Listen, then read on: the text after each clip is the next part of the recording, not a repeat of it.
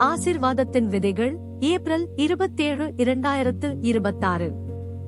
எனக்கன்பானவர்களே, தேவனுடைய வாக்குத்தத்தங்கள் என்றும் மாறாதவை. உங்கள் சூழ்நிலை எதுவாக இருந்தாலும் அவருடைய வாக்குத்தத்தங்கள் 100% பரிபூரணமானவை. அவைகள் அவர் சொன்ன வார்த்தையின்படியே நிச்சயம் நிறைவேறும். உங்கள் தற்போதைய சூழ்நிலையை பார்த்து தேவனுடைய வாக்குத்தத்தங்களை சந்தேகிக்காதீர்கள். அவை எப்படி நிறைவேறும் என்று சுயத்தின்படி வழிகளை ஆராயாதீர்கள்.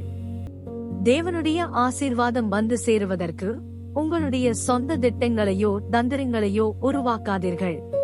இன்று ஏதோ ஒன்று உங்களை தடுத்து நிறுத்திக் கொண்டிருக்கலாம். இன்று நீங்கள் ஏதோ ஒரு பிரச்சனையில் சிக்கியிருக்கலாம். இன்று ஏதோ ஒரு காரியத்திலிருந்தோ அல்லது ஒருவரிடமிருந்தோ விடுதலைக்காக நீங்கள் காத்திருக்கலாம். தேவனுடைய வார்த்தை உங்களுக்கு சொல்லுகிறது, குமாரன் உங்களை விடுதலை ஆக்கினால் நீங்கள் மெய்யாகவே விடுதலையாவீர்கள். யோவான் 8:36.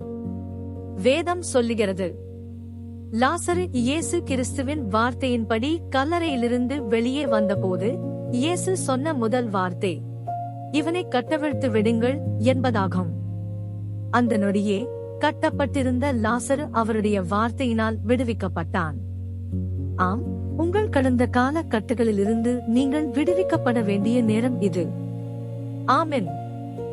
என் அன்பு தேவ பிள்ளையே, உங்களை கட்டியிருந்த ஒவ்வொரு சங்கிலியும் உடையும். உங்களை துன்புறுத்திய ஒவ்வொரு அடிமைத்தனமும் நீக்கப்படும்.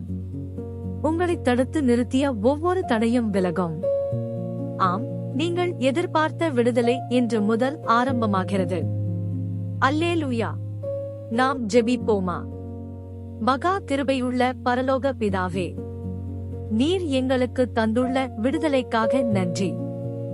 எங்களை பின்னுக்கு இழுத்த ஒவ்வொரு சங்கிலியையும் உடைத்ததற்காக நன்றி. அன்புள்ள ஆண்டவரே, எல்லாவிதமான கட்டுகளிலிருந்தும் எல்லைகளிலிருந்தும் எங்களை விடுவித்து மீட்டருளும். உம்முடைய விடுதலையில் நடப்பதற்கான தைரியத்தை எங்களுக்கு தாரும். எங்களை முடக்கி வைத்திருக்கும் ஒவ்வொரு பயத்தையும் அகற்றும். நீர் எங்களுக்கு கொடுத்துள்ள சுதந்திரத்தில் தைரியமாக வாழ எங்களுக்கு உதவி செய்யும். இயேசு கிறிஸ்துவின் ஈடு இணையற்ற நாமத்தில் ஜெபிக்கிறோம் எங்கள் நல்ல பிதாவே. ஆமென்.